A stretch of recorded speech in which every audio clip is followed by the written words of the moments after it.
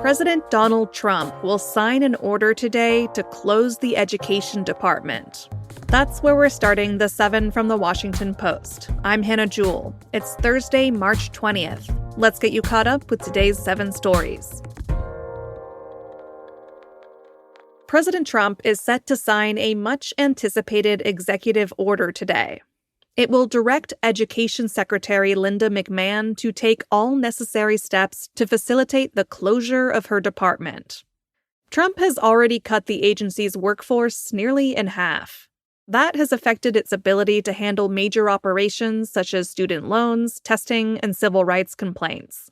The administration has also worked to cancel dozens of grants and contracts. But completely shutting down the education department will take a lot more than an executive order.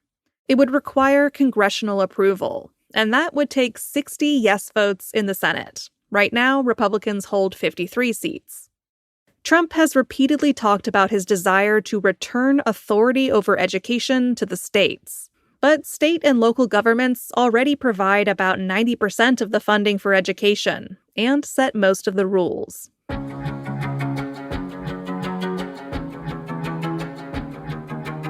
Number 2, we found some intriguing details in the John F. Kennedy assassination files. Yesterday morning, the Trump administration released thousands of documents related to the 1963 assassination of President Kennedy. Since then, our reporters have been combing through the files day and night. The documents mostly contain information that experts already knew. And so far, nothing comes close to upending the official explanation that Lee Harvey Oswald was the lone gunman in the killing. But there are some gems. The files reveal new details about operations that the CIA kept secret for decades. One document divulges that a friend of Cuban president and dictator Fidel Castro was actually a CIA agent. In our newsletter today, we link to key unredacted files so you can read them for yourself. Just follow the link in our show notes. But be warned, you could lose hours in a JFK rabbit hole.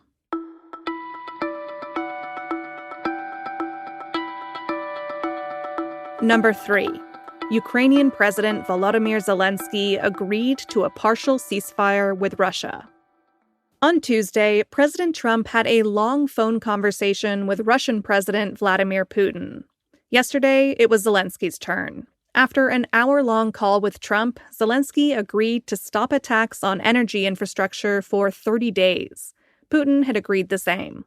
Zelensky said yesterday that he hoped the partial ceasefire would be the first step toward a lasting peace. But even as it moves toward an agreement, Ukraine fears that Russia could eventually break its word.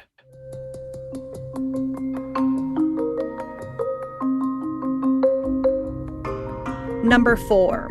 A court filing claims that the CEO of Ben & Jerry's was fired for defending the company's liberal views. For years, Ben & Jerry's has clashed with its parent company, Unilever. That's because of the ice cream maker's public stances on issues including racism, LGBTQ+ rights, and the war in Gaza. This week, a new court filing in a lawsuit accused Unilever of trying to censor Ben & Jerry's. It alleged that the company's CEO, Dave Stever, was ousted for defending the company's social mission. According to the filing, Unilever also prevented Ben & Jerry's from issuing a post commemorating Black History Month. And it blocked the company from calling for the protection of political speech after the detention of a Columbia University graduate student who protested the war in Gaza. The accusations come as many corporations are retreating from their diversity, equity, and inclusion goals.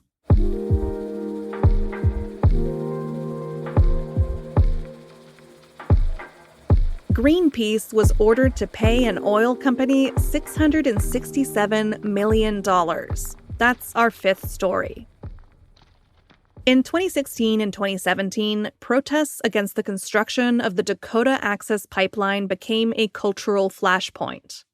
Members of the Standing Rock Sioux tribe said the pipeline was a threat to sacred lands and their water supply.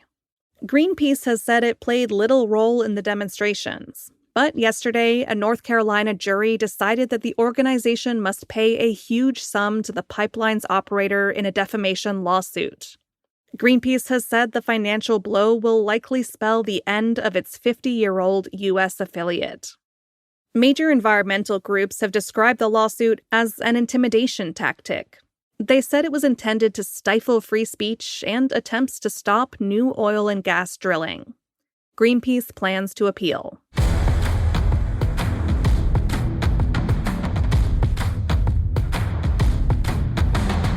March Madness gets serious today. It's the first round of the men's NCAA basketball tournament. That's story number 6. For many American sports fans, this is one of the best days of the year. Or so I'm told by my boss, John, who will mysteriously be working from home today. There are 16 high-stakes college basketball games starting at 12:15 Eastern. That's when Louisville and Creighton tip off in Lexington, Kentucky. You'll get to see 2 number 1 seeds and heavy favorites play before dinner time. That's Houston in the Midwest region and Auburn in the South. The final game of the day tips off at 10:10 p.m. in Wichita, Kansas. That's Texas Tech versus UNC Wilmington. Then we get to do it all over again tomorrow, when there are 16 more men's games, plus the start of the women's tournament. And I know that many of you are filling out brackets. I'm filling out mine somewhat chaotically with help from listener Lauren, who tells me South Carolina can't be beat on the women's side. Meanwhile, Boss John, who's definitely working today, says his bracket is mostly boring, with number 1 seed Duke winning it all for the men. To help you fill out your bracket, we have loaded up our newsletter today with links to help you identify upsets, pick a winner, and avoid rookie mistakes. Find a link to that in our show notes, and good luck.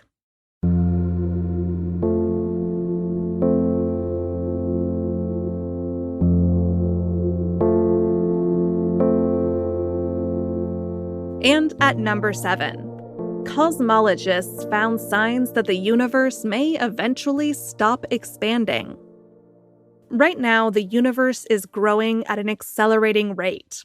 If nothing changes in the next few billion or trillion years, the universe will probably become cold, dark, and inhospitable, more so than it already is.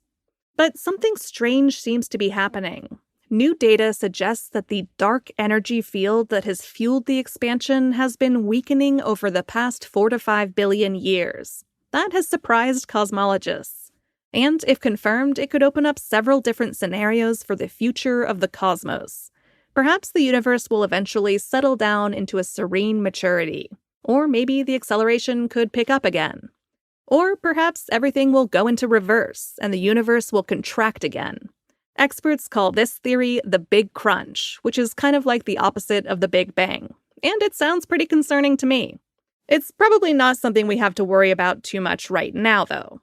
But if you happen to have stumbled across this podcast a trillion years from now, good luck.